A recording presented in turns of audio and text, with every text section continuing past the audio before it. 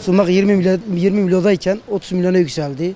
Yani değil sumak, kolonyadan tut her şeyine bu ülke yani gittikçe yani sözde adımız Müslüman. Bir şey 20 milyon da 30 milyona gidiyor. 30 milyondan 50 milyona gidiyor. 35 değil 50'ye çıkartmışlar. 50'ye çıkartmışlar. Normalde bunun fiyatı 20'dir. Köyden alışı 15-16. 4 lira bir insana kalsa yeter. Yani ben kendi şahsıma da diyorum bu vicdansızlıktan başka bir şey değil. Satamayan insanlar ellerinde biriktirmişler. Köylü hakkı da bana 18'e verdiği birini almadım. Dün bana 24 milyona getirdi. Ne oldu? Mecbur oldu. Ama böyle bir şey olduğuna da ben inanmıyorum. Yani bu sumak iyiymiş, şöyleymiş ben inanmıyorum. Yavaş yavaş belirtisi de çıkıyor. Sumak bence kimse inanmasın. Ancak bir şifası varsa Allah'tan gelir. Bir insan temiz olsun, abdestini alsın, namazını kılsın, Allah'a dua etsin yeter bize. Başka bir şey yok efendim sumaktır, yok efendim kolonyadır. Bunlar boş davadır. Benim tek düşüncem sadece temiz olsun, Allah'a inansın, namaz kılsın, şükrünü etsin yeter. Sumak normalde yemeğe faydası var, normal bazı hastalarına faydası var. Ama bu virüs olayına kesinlikle bir faydası yoktur. Sosyal medya yani şöyle o kendisi de doğruladı. Bu yalandır. Bu yalandır. Kimse sumağın kalkıp da virüse bir şey olacak diye bir şey yok. Var abi. Hastası yok kesinlikle. Var vallahi. Yemin etme hiçbir davası şey yok. Bak bende de hazır var. Bende de hazır var. Hiçbir faydası yok. Hiçbir niye faydası abi? yok. Niye? Yok yemeğe güzeldir, tadı hoştur. Ben virüse şey yok. Faydası yoksa niye alıyor? Adam yemeğe alıyor. Tamam. 5 milyonluk yemeğe alıyor. Bir de virüs için alıyoruz. Ha bak virüs için kendisi alıyor. Sumak daha bu hastalık çıkmadan 10 liraydı. Bu 10 liraydı ama şimdi aynı kolonya gibi oldu. Kolonyası 1 liraydı Karabursacılar yaptılar 20-30 milyon. Ya 40 milyon da çıktı. Evet. Eyvallah. Şimdi 10 milyondu. Ya Allah hiç kimseye fırsat getirmesin. Evet. Evet. Dediler sağlık için iyidir. Ondan yüksek oldu. Fırsatçılar yaptılar böyle. Aynı kolonya gibi. Kolonya 6 liraya aldım sabahleyin. Baktım akşamüstü gittim dedi 25 milyon.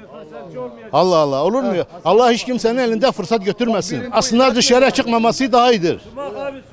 Evet, dışarı çıkmaması daha iyidir. Ben bunu mesela kilosu bilmiyorum kaç olduğunu bilmiyorum. Kilosu şimdi 40 milyona aldım yani. Kilosunu? He kilosunu evet. Bu 40 milyona aldım. Ya ilaç diye ben alıyorum yani. Şifa ilaç diye ben alıyorum. Ya valla inanmadık da aldık yani. Sonuçta yani ilaç diye alıyor. Ne olursa ilaç ne olursa biz alacağız yani. Bu hastalığın ilacı ne olursa olsun biz alacağız. Millet alacak yani. Eve getiriyorum ben evde bunu kullanacağım zaten. Sumak benim elimde 2-3 çuval vardı. Arkadaşlar baktım sık sık gelip alıyorlar. 20 milyona sattım. 20 milyona sattım baktım elimde sumak kalmadı. Ben de gittim piyasaya baktım dolaştım. 35 milyon istiyorlar. 38 milyon istiyorlar. 28, 29 hatta 35 milyon da çıkarmışlar. Mecbur kaldım 2 tuba aldım ben 32 milyon aldım ben. Ben de 35'e satıyorum. Öyle söylenti var ama ben bilmiyorum. Ben emin değilim yani. Çünkü okumuş değilim yani. Ben sana diyelim ben bunu kitapta görmüşüm, şeyde görmüşüm. Ben de millete duydum diyorlar şifadır. Sumak faydalıdır. Sumak bilmem nedir. Ben de öyle o tavsiyeyle ben de gidip 2 çuval aldım kendime. 32 milyon aldım 35 milyon satıyorum ben. Alanlar çok. Evet alanlar çok. Yani herkes her gelen zaten satış yok. Her gelen sumak soruyor. Yani bir hafta 10 gündür biz sıftah yapmamışız. Sıftasız dükkanımızı kapatıyoruz ama sumak 2-3 gündür sumak canlanmış yani sumak satılıyor. Diyorlar bilmiyorum yani birisini hayalde mi görmüş bilmiyor öyle bir söylenti var. Öyle diyorlar ama bilmiyorum. Allah'a güvenimiz var. Allah'a çok şükür biz Müslümanız. Yani Kur'an-ı Kerim'de biz ne duyarsa biz inancıyız Allah'a çok şükür. İnanımız var. Şifa Allah'tandır yani umudumuz Allah'tan kesmiyoruz. Bu hastalıktan önce de gene sumak satılıyordu.